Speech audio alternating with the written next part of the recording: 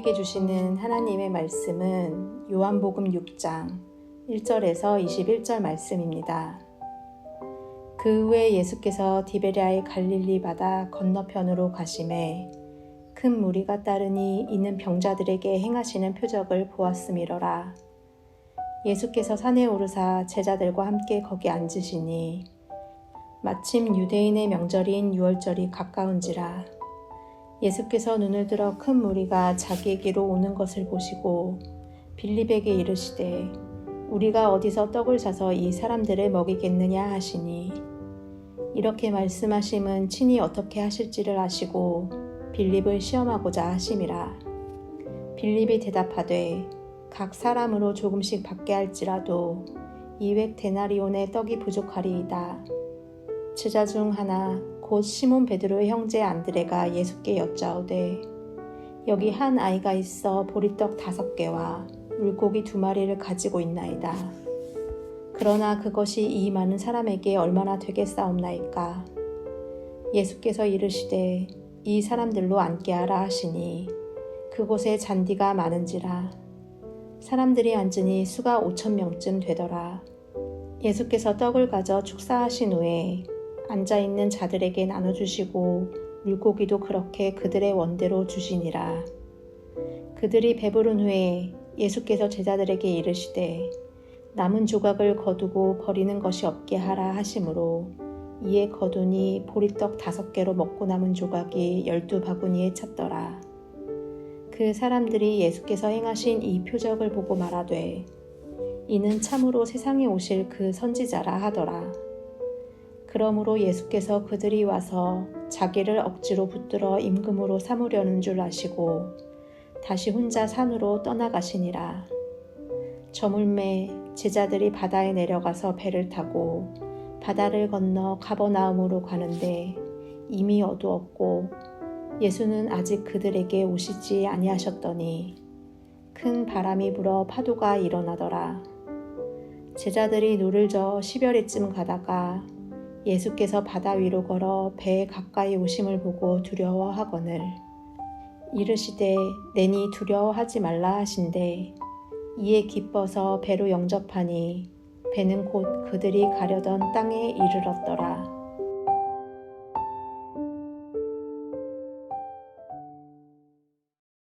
거룩한 주일입니다. 오늘도 주님께 나오신 여러분 모두에게 하나님의 은혜와 사랑이 함께 하시기를 예수님의 이름으로 축원합니다. 이제 요한복음의 4번째 표적과 5번째 표적이 들어있는 6장으로 들어갑니다. 요한복음 6장은 전체가 71절에 이르는 아주 긴 장입니다. 요한복음 6장에는 오직 예수님의 십자가로만 구원을 받는다라는 복음의 핵심의 내용이 잘 기록되어 있습니다.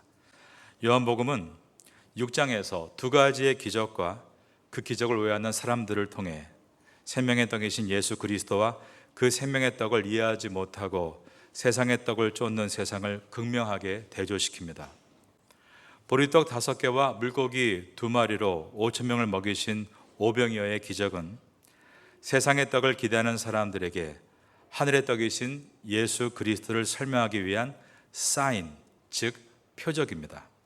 그런데 6장을 보면 하늘의 떡이신 자신에 대해서 예수님께서 분명하고 명쾌하게 말씀을 전하시자 세상의 떡을 기대했던 모든 사람들이 다 그 자리를 떠나버리고 말았습니다. 결국 제자들에게까지 너희도 가려느냐라고 물으실 만큼 예수님은 철저하게 세상의 떡을 구하는 자들에게 버림을 당하셨습니다. 이러한 버려짐의 모습은 앞으로 있게 될 예수님의 십자가를 상징하고 있습니다.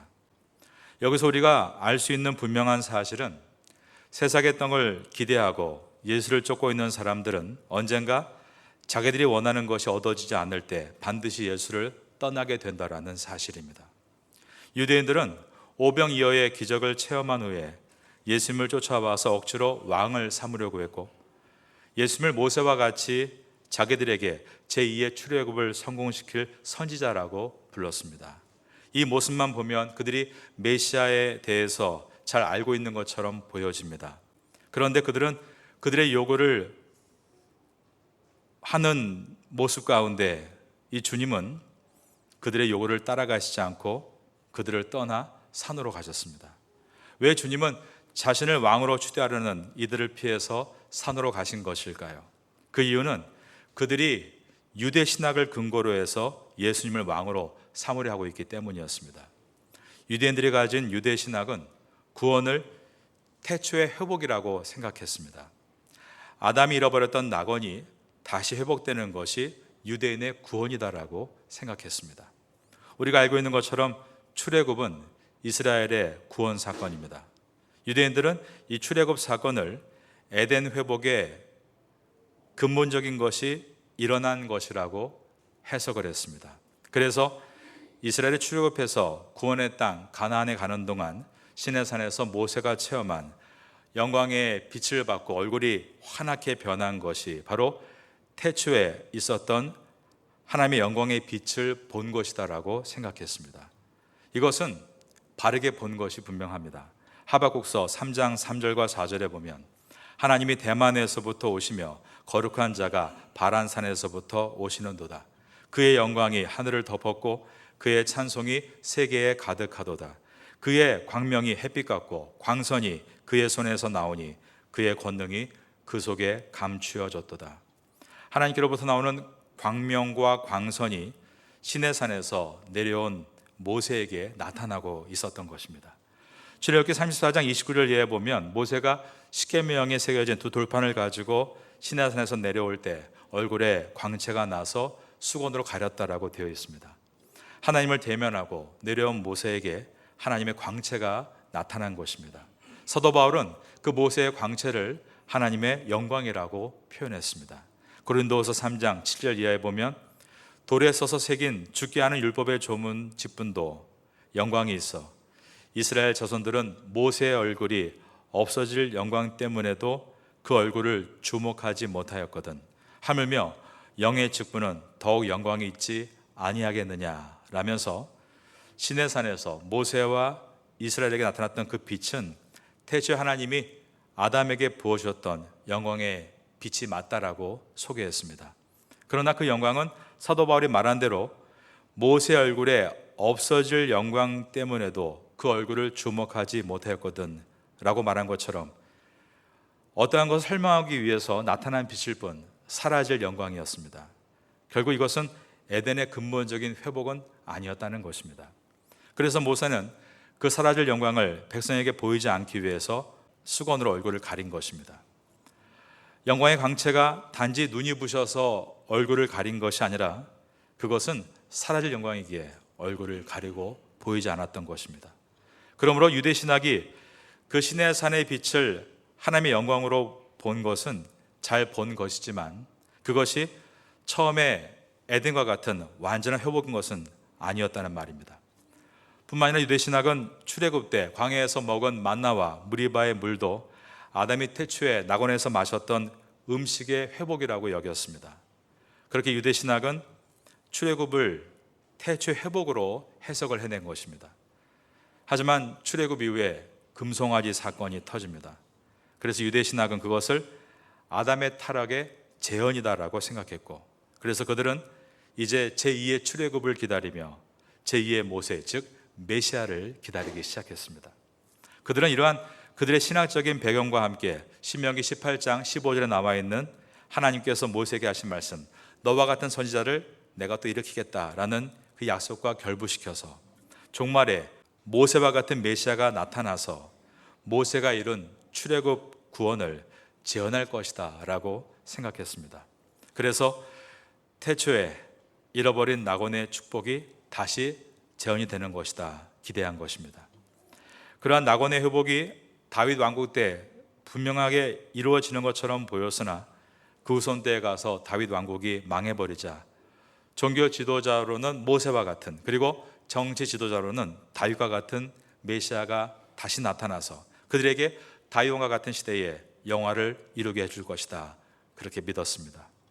유대인들은 지금 이러한 프레임을 미리 가지고 예수님의 표적을 이해하려 하고 있는 것입니다.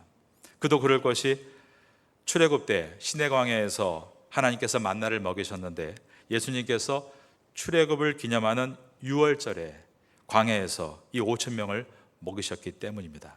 오늘 본문의 저절인 요한복음 6장 1절부터 4절까지를 보겠습니다.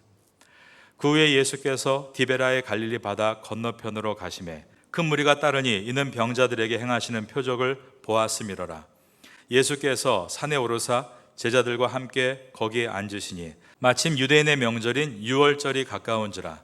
따라서 예수님께서 유월절이 가까운 때 빈들에서 5,000명을 먹이시자 유대인들은 당연히 자기들의 신학적인 관점으로 예수님께서 바로 신명기에 약속한 모세와 같은 선지자, 즉 제2의 모세라고 생각했고 모세가 이루었던 출애굽을 재현하는 분이라고 생각을 했습니다. 더욱이 예수님이 오늘 6장 중반에 나오는 갈릴리 호수 위를 걸어가는 이 사건은 유대인들의 그러한 해석을 더 뒷받침해 주었는데 모세가 출애굽 당시에 이스라엘을 이끌고 홍해를 건넌 것처럼 예수님께서 물 위를 걸어서 제자들을 이끌고 바다를 건너가심으로 출애굽을 다시 재현하는 것이라고 생각했습니다. 하지만 문제는 유대인들이 예수님의 표적을 볼 때마다 그것을 이 땅의 세상적이고 물질적인 관점으로 해석을 하는 것에 있었습니다. 그러기에 오늘 본문인 6장에서 예수님은 아주 긴 강해를 통해 그들이 가진 정치적 메시아 사상과 물질주의적 구원관에 대해서 잘못된 생각을 교정시켜 나가십니다. 그러기에 오늘 말씀은 이 시대에도 교회를 다니고 있지만 예수를 믿는 이유가 전보다 더 삶이 나아지고 물질이 증대되고 전보다 내가 더 높은 곳에 올라가는 것에 관심을 두려고 하고 있는 잘못된 메시아관을 갖고 있는 사람들, 그리고 잘못된 물질주의적 구원관을 가진 사람들을 교정하기 위해 주신 말씀이 오늘 본문의 말씀입니다. 구원이란 것은 유대 신학이 말하는 것처럼 단순하게 정치적인 자유와 경제적인 풍요와 사회적 정의의 실현이 아닙니다. 왜냐하면 그러한 삶은 분명 편안한 삶이지만 영생을 주는 삶은 아니기 때문입니다. 그런데 유대인들은 자기들에게 있어서 구원은 이미 선민이기 때문에 따놓은 당상이므로 예수님을 출애굽의 구원을 문자적으로 재현하기 위해 오신 제2의 모세다라고 믿었고, 로마로부터 독립시켜 정치적인 자유를 주고 만나와 물과 같은 경제적인 풍요를 주고 시내산의 율법이 사회에 그대로 적용되게 되므로 정의사회 구현을 재현시켜 줄 것이라고 생각했습니다. 그래서 예수님을 붙잡고 모세와 같은 지도자로 다윗과 같은 왕으로 삼으려고 했던 것입니다. 그들에게 영혼 구원의 메시아는 필요하지 않았습니다. 그들은 예수님을 통해 정치적인 자유와 경제적인 풍요와 사회적 안정을 얻어내려고 예수님께 몰려들고 있었습니다. 요한복음 6장은 그렇게 엉뚱한 구원관과 메시아관을 갖고 있던 과거의 유대인들과 오늘날에도 그와 같은 생각을 가지고 있는 교회를 다니고 있는 사람들에게 오병이어의 표적이 무엇을 가리키고 있는 것인가에 대해서 상세하게 강의해 나갑니다. 예수님은 구원이 무엇인지 알지 못하는 세상 사람들이 오직 자기들이 원하는 이 세상의 떡으로 배불리 먹기 위해 자신을 찾아오는 것이 잘못된 것이다라는 것을 먼저 전제로 이 말씀을 시작하십니다. 오늘 본문 아래에 있는 6장 26절을 한번 보시기 바랍니다. 예수께서 대답하여 이르시되 내가 진실로 진실로 너희에게 이르노니 너희가 나를 찾는 것은 표적을 본 까닭이 아니요 떡을 먹고 배부른 까닭이로다.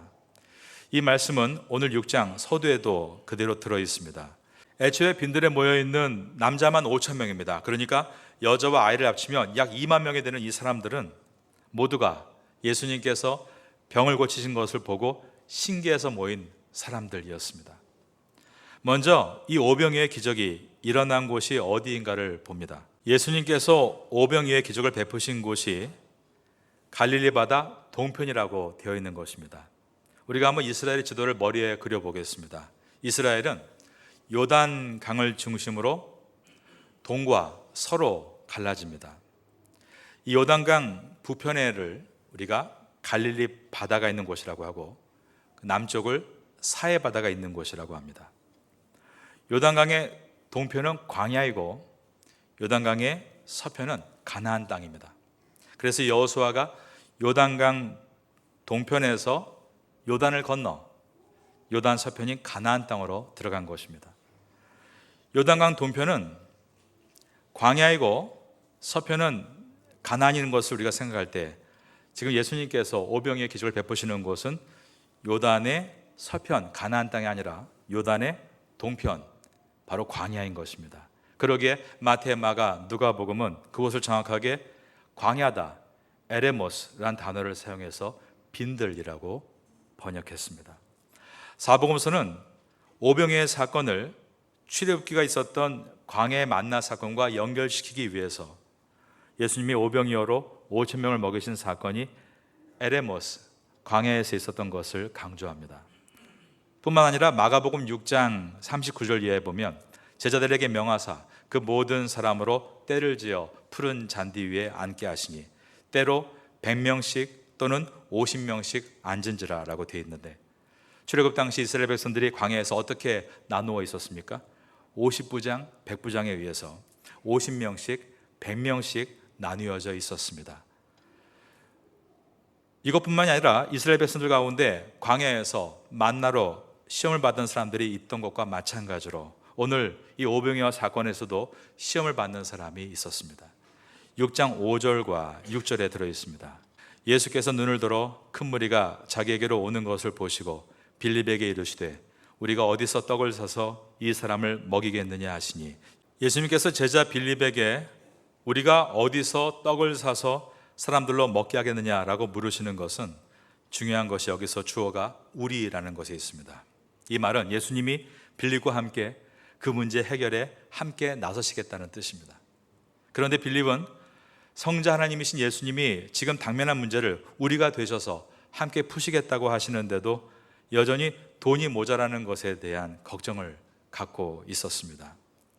성도란 이 세상의 자원으로 생존하는 사람이 아니라 선한 청지기로 부름받아 하나님의 자원을 받아 사명을 감당하는 사람들입니다. 그런데 천지를 창조하신 하나님, 성자 하나님께서 지금 옆에 계시는데 빌립은 이 세상에 떡이 없음을 걱정하고 있었던 것입니다.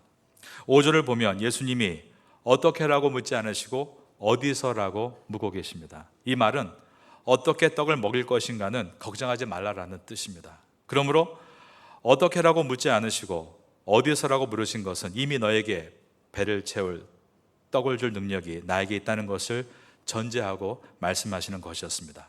떡은 하나님이 주신다는 것입니다. 인간이 알아야 될 것은 그 떡이 어디서 오는가입니다. 세상인가 하늘인가. 그런데 빌립은 예수님의 능력을 믿지 않으니 걱정이 태산이었습니다. 빌립은 이 빈들과 가까이 있는 요단강 북동쪽에 있는 베세다 사람입니다. 그렇기 때문에 이 음식을 어디서 살지는 별 문제가 아니라고 했습니다. 문제는 돈이라고 말을 했습니다. 7절을 보겠습니다. 빌립이 대답하되 각 사람으로 조금씩 받게 할지라도 200데나리온의 떡이 부족하리이다. 빌립은 예수님의 시험에 낙방한 것입니다. 바로 이 시험은 이스라엘 백성들이 광야에서 받은 시험과 같았습니다. 신명기 8장 2절과 3절에 보면 내 하나님 여호와께서 이 40년 동안에 내게 광야길을 걷게 하신 것을 기억하라.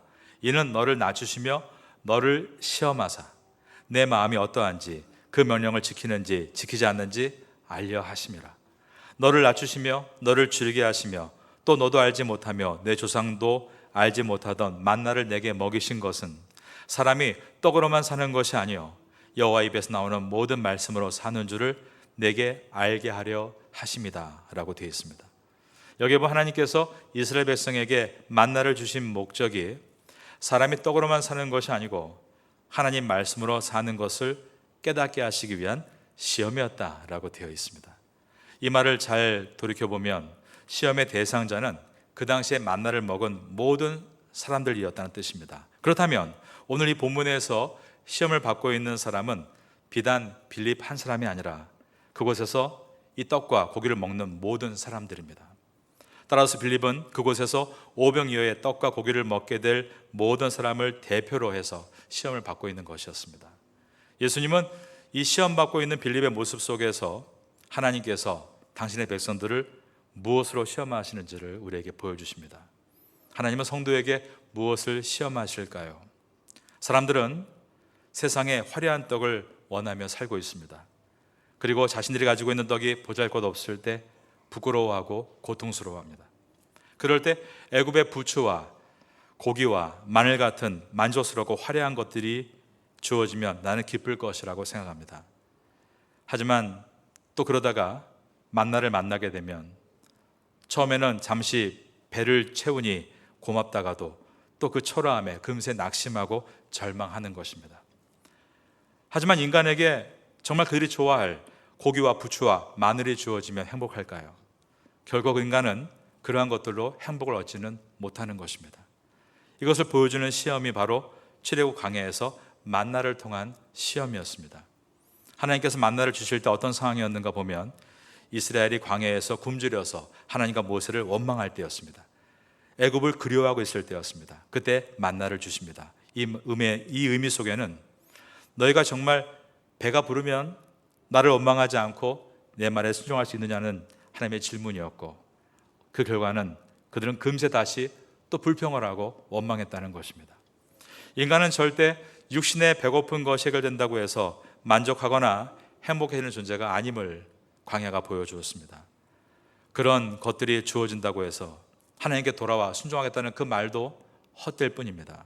인간은 처음에 하나님의 형상으로 지어진 존재이기 때문에 그 빈 영혼 속에 하나님이 채워지지 않으면 결국 어떤 것으로도 그 빈 영혼을 채울 수 없는 것입니다. 이것을 예수님은 똑같은 에레모스 광야에서 인간과 똑같이 배고픔에 40일간의 고통 가운데 있을 때 시험을 당하십니다. 마태복음 4장 4절에서 주님이 이 시험을 이기시는데 이렇게 말씀하셨습니다.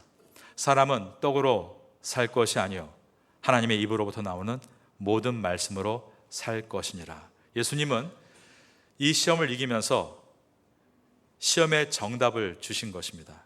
만나의 시험의 정답은 이것입니다. 사람은 떡으로 사는 것이 아니라 오직 하나님의 입으로부터 나오는 모든 말씀으로 사는 것이다 였습니다. 오병이어에 기록된 동원된 보리떡과 그리고 물고기 2마리, 이 보리떡 5개, 이것은 보잘것없는 음식을 상징합니다. 그 당시에 보리는 사람도 먹긴 먹었지만 너무나 맛이 없어서 짐승이나 가축의 먹이로 쓰이던 식료였습니다.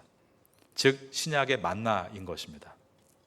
그 보리떡이 예수님의 손에 들려지고 예수님은 높이 들어 축사하시고 떼어서 제자에게 나누어 주십니다. 그리고 제자들은 또 받아서 이것을 모인 50명, 100명에 나눠주는데 정말 끝도 없이 그 음식이 나오는 것이었습니다. 그래서 좋기 2만 명이 넘는 사람들이 이것을 만족해 먹었다라고 되어 있습니다. 여기서 중요한 것은 보리떡이 예수님의 손에 들려져서 이제 이 보리떡을 축복하실 때 그 거칠은 맛없는 보리떡이 부드러운 밀떡으로 변하지 않았다는 데 있습니다. 이왕이면 더 좋은 음식으로 바꿔주시지 왜 그냥 보리떡으로 일관하셨을까요? 예수님은 이스라엘 백성들이 광야에서 만난 만나의 시험과 동일한 시험을 그들에게 주고 계신 것입니다. 예수님은 구약의 만나 사건과 연결해서 보잘것없는 세상의 것 때문에 만족해하지 못하고 부끄러워하고 절망하는 인간의 실존을 드러내시면서 또한 만나가 싫다고 나는 고기와 부추와 마늘을 먹으며 행복하겠다고 말하는 그들에게서 결국 그것이 행복을 줄 수 없다는 것을 이 실체를 드러내고 계셨습니다. 빈들에서 굶주리고 있을 때 예수님은 비록 하찮은 음식이지만 보리떡과 작은 물고기로 넉넉히 먹여주시자 그들이 열광했습니다. 하지만 만일 예수님이 그렇게 계속해서 짐승이나 먹는 보리떡으로 그들의 배를 채워주시고 계속해서 손바닥만한 물고기 몇 토막을 손에 올려주셨다면 어땠을까요? 아마 그들은 며칠이나 행복해했을까요? 그들은 분명 또 다른 요구를 했을 것입니다. 따라서 인간의 만족은 이 땅의 떡이 아닌 하늘의 떡으로만 가능한 것이다. 그 떡이 바로 자신을 보여주는 말씀이 오늘 이 요한복음 6장의 말씀입니다. 이 세상에 어떠한 힘과 풍요도 오병이어나 만나에 불과하다는 것을 우리에게 말씀하고 있는 것입니다. 우린 절대 이 땅의 것을 만족할 수 없는 하나님의 형상으로 지음받은 사람입니다. 그래서 하늘의 떡이신 예수님께서 우리와 연합해서 함께 살아가시게 될 때 내가 하늘의 떡으로 가득 채워질 때 만족할 수 있습니다. 하늘의 떡이란 바로 그분의 말씀과 그분의 영이신 성령입니다. 여러분은 이 오늘 한 해 동안에 주님의 말씀과 성령으로 여러분의 심령을 가득 채움으로 진정한 은혜를 경험할 수 있게 되기를 예수님의 이름으로 축원합니다. 여러분, 출애굽 광야에서는 그 시험에 낙방한 사람들이 어떻게 됐나요? 구약에 보면 광야에서 다 죽었죠. 그런데 신약의 광야에서는 사람들이 낙방을 했지만 죽지 않았습니다. 왜 그렇습니까? 아담 때로부터 생긴 광야의 만나의 시험에서 아담은 선악과를 따먹고 실패했고, 아담의 후손인 모든 인간도 육신의 정욕과 안목의 정욕과 이생의 자랑 앞에서 여지없이 무너지고 있고, 어쩌면 우리도 솔직히 말하면 날마다 실패하고 있지 않습니까? 그런데 왜 우리는 심판을 받지 않고 이렇게 나와 예배를 드리고 있습니까?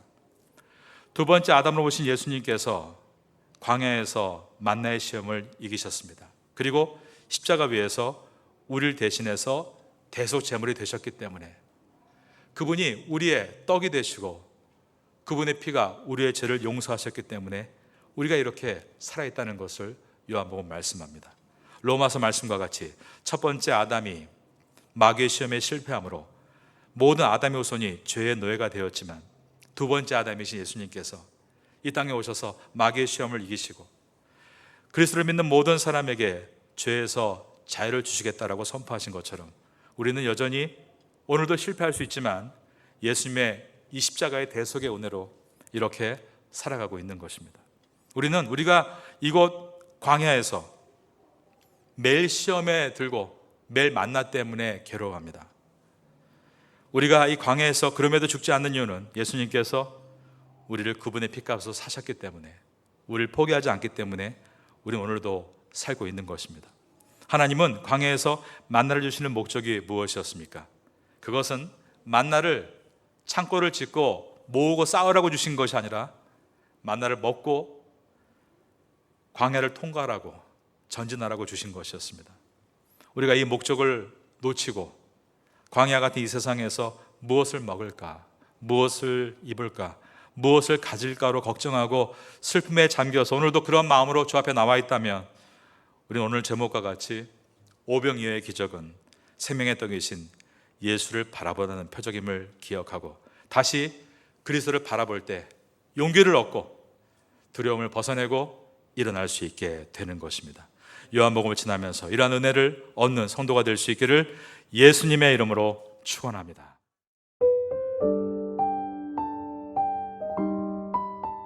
지금은 함께 기도하는 시간입니다.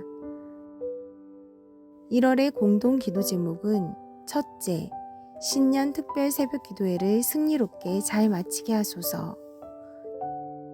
둘째, 어린아이에서 어른에 이르기까지 뜨겁게 기도하는 교회가 되게 하소서.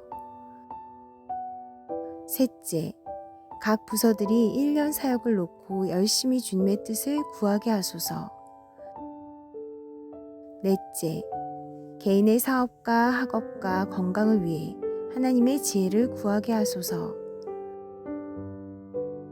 말씀을 붙잡고 기도하는 귀한 시간 되시기를 소망합니다.